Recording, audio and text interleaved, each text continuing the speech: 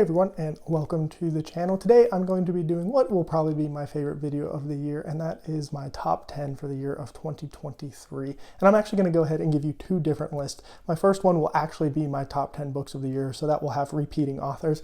And then I'll actually go ahead and give you my list of the top 10 if I don't allow any authors to repeat. And this is out of the 68 books I have finished this year. And in the 10th spot is a book I read for Halloween this year, and that is The Troop by Nick Cutter. This was a surprise for me. I normally don't read a lot of horror, and this is one that came highly recommended. We follow the story of a Boy Scout troop that is on an island, and they get stranded there, and they get an unexpected visitor that comes along and introduces all kinds of mayhem to the group. This was a really interesting story. I thought the pacing was well done. I thought the writing was really compelling, and something that it did really well was realistic. You could kind of see how things happen.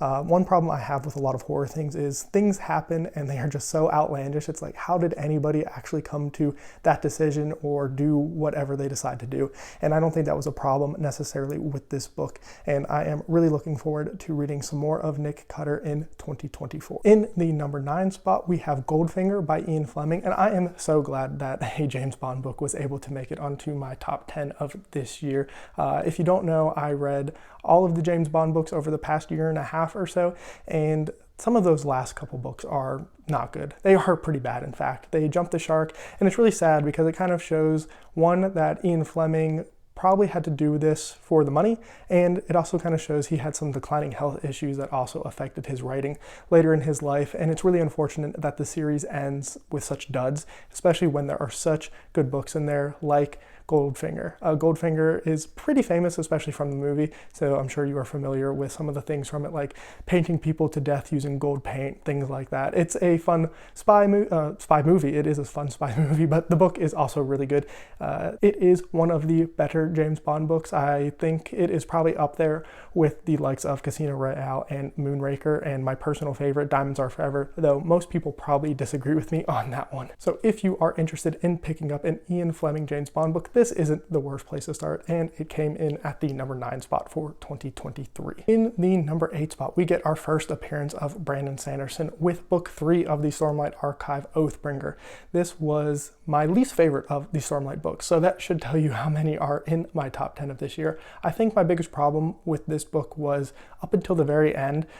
It felt like a lot of building blocks for the world. And while that is all very important, and I think it'll be a book that I look back on in the future with great reverence and see how important a lot of things that are set up here are, that wasn't enough for the ending to clean up. Now, the ending of this book is absolutely otherworldly, spectacular. The Sanderlanche is so real in this book, and probably the most Sanderlanche book I've read out of everything, which I did read all of the Cosmere this year, but that wasn't enough to kind of make up for some of the things that I didn't like earlier on, which I'm saying about a book in my top 10, but that is just kind of my overall thoughts on my Oathbringer experience. Next up is probably the most controversial book in Stormlight, and that is Rhythm of War. So it comes in at the number 7 spot. What really propels this book over Oathbringer for me is chapter 108. If you know what happens in that section of the book, it is one of the best moments I have ever read in any book ever. And I think that moment alone was able to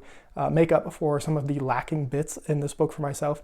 That moment in chapter 108 is up there with there is a scene in the Wheel of Time, book 12, my favorite Wheel of Time book, that happens with a character there that I think about all the time. And in my favorite book ever, there's a scene that I think about all the time, and it is up there in that echelon because that chapter is just, it's special. It makes you feel things. It made me feel emotions that, I don't normally feel. And I think that is, something that a book in your top 10 should do. And yeah, that just such a special chapter, such a special moment. I re-listen to it all the time. It's so well done, just super emotional, super heartfelt, and I really enjoyed that scene, which is what gave it the bump over Oathbringer. In the number 6 spot, we have the NeverEnding End of the World, and this is a post-apocalyptic science fiction novel. I can never say that very well. It always is difficult for me. But this was actually one of the first books that got sent to me when I started my YouTube channel. It came out of nowhere, had never heard of it, not on my radar, and I was like, yeah, I'll go ahead and read it, see how it is. And it has turned into one of my favorite books of this year. It is a fast-paced, kind of gives off Last of Us vibes, but without zombies. So I don't want to give too much away about this book because I do think the kind of mystery that revolves around it is what makes it that much better. I don't know if on a reread I would enjoy it as much, though there are definitely some philosophical things that I think are really interestingly put into this story that maybe on a reread it would be better, and I could focus more on that than on the mystery itself. Also, if you're not a science fiction person, I still think this is a really great book to read because the thriller aspects of it are much more heavily involved than the science fiction aspects, especially until the very end of the book. The science gets a little bit mystical, a little harder there at the end, but in general, this is a science fiction book that is for people who don't like science fiction. You can absolutely read this if you're not a science fiction person. So if you are looking to say, hey, pick up a little bit more of that genre this year, this is a great book to do it in 2024 for you. In the number 5 spot, we have the first book in the Stormlight Archive, The Way of Kings. I think something special happened to me in this book. I was so excited to get to it that I wasn't sure it could live up to the hype. I wasn't sure the series could meet my expectations for it, and The Way of Kings kind of laid the foundation for that to happen. I will say the first maybe 30% of this book, I felt kind of lost. I was kind of confused. You know, you really are just kind of thrown into the world of Roshar. And while it's not the most complex story or anything, there is a lot of people, a lot of terms to kind of get used to and become accustomed to. And when that happens and the story really starts rolling, you figure out who the bad guys are, who the good guys are, who you're rooting for, who you're definitely rooting against.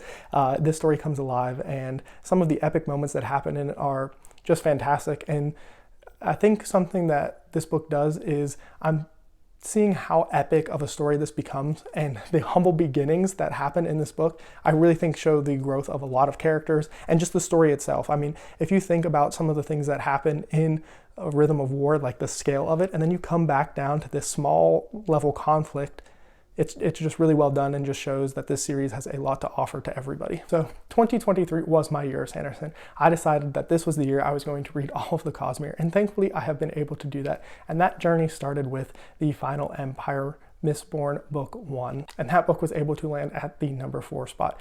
I don't know if I reread all of the Cosmere that this would stay up as high as it is right now. I think it might end up below some of the Stormlight books, but just from my initial impressions of my first read through, this was such a special book. One, because it did start my journey, and I think it definitely gets some points for that, but also I think the story is just so well done, and it might still be my favorite magic system in all of the Cosmere. I think it's just so well done. It works so well. The science behind it and all of the different things that go along with it just work super well. So it is such a great entry into the fantasy genre. It's like the basic answer when somebody asks you, what should I read if I want to get into fantasy?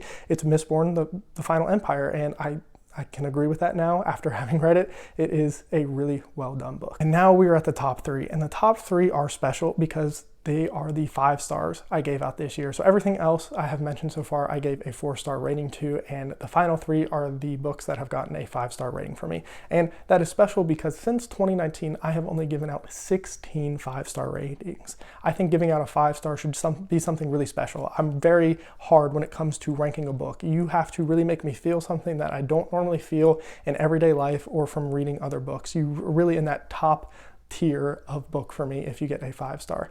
And the first 5-star I will mention that came in on the number 3 spot is Boy's Life by Robert McCannon. Boy's Life is a book I just connected with on a very close level. I think part of it was it just kind of reminded me of my childhood, and when I was growing up I didn't spend a lot of time inside playing video games and that kind of thing. I was definitely somebody who was outside kind of exploring in the woods, just running around, kind of being a little bit of a hellion. And there are some elements of that in this story, but the slice of life elements throughout this book just resonated with me time and time again. And obviously this is a book that takes place way before I was a kid, but it still just hit home with me. I think part of it is the small town aspect of it. I'm from a pretty small town originally, and so some of those elements were just there. And there are some things that happen later in the book with kind of a new age coming to that small town that just really resonated with me and just made me feel things. I think I cried twice reading this book, which is not a normal thing for me, but McCannon got me, I think, twice when I was reading this. It was just a beautiful book that I really did connect to on a pretty deep level. In the number 2 spot, spot, we have Words of Radiance by Brandon Sanderson. This is easily one of the best fantasy books I have ever read. One of the best books I have ever read. I think about it all the time. The duel that happens in this, I think about all the time. It's a scene I re-listen to, just like in Rhythm of War, I re-listen to chapter 108. I re-listen to the duel in Words of Radiance all of the time. There is pretty much nothing I don't like about this book. It's not completely perfect. I think there are some moments that aren't 100%, but it's like 98%. It's pretty close.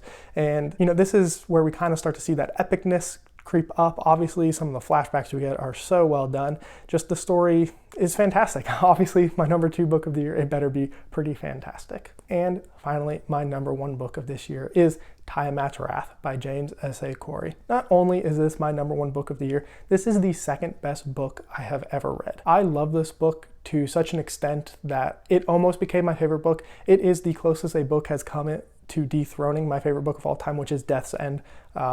It got so close. It is the closest a book has been since 2019 to dethroning Death's End, and I honestly couldn't believe it. I had liked The Expanse a lot coming up to this book. I thought that it was a really solid series overall, but getting to book 8, Tiamat's Wrath, elevated The Expanse to a level that not many series get for me. This is such a special book to me. One of my favorite videos I have done on this channel is when I finished this book and just did like a 30-minute, maybe 20-minute long video of me just gushing about how much I loved it, full spoiler details. And yeah, I go back and think about this book all the time. Just everything works perfectly for me. I think a lot of times when we read books, we connect to different aspects of it, some more than others. You know, I think that's pretty general. But this book, it was like every plot thread, every character beat, everything is exactly what I wanted. It was like it was written for me, and that doesn't happen very often. And so to get this book in a series that was good, turning great, it's just fantastic. I love this book so much, and it will be probably a long time before another book can get as close to being as good as this one. If you have not read The Expanse, reading the 7 books leading up to this are all worth it for getting to book 8, in my opinion. I don't know what the general fan consensus is. I think in general, this is higher up in most people's ranking, but for me, this is just a special book, and you should absolutely read The Expanse just to get to this book. Now, let me go ahead and give you my list and where the book was ranked and where it moved to once I removed repeat authors. So obviously, in first place, we still have Tiamat's Wrath. In second place, we still have Words of Radiance, and in the third spot, we still have Boy's Life. After that, we have the NeverEnding End of the World moving from 6th place to 4th place, Goldfinger moving from 9th to 5th, The Troop moving from 10 to 6, and then this is where we start to get some new books that were not in my top 10. We get Starter Villain going from 13th to 7th, we have Roadkill going from 19 to 8, we have Dark Matter going from 20 to 9, and then we have the Ships of Merior going from 26 to 10. So obviously I definitely had a lot of repeat authors in my top 20 or so. And now I'll go ahead and just throw up some screenshots of my spreadsheet that has a ranking of everything I have read, so you can see from 1st to 68th place how I ranked it, how many stars I gave it, and actually when I finished it as well. So definitely let me know what you think of my rankings in the comments down below, and let me know what your top 10 books of the year are as well. But that's all for me. Thanks for watching, and as always, have a good one.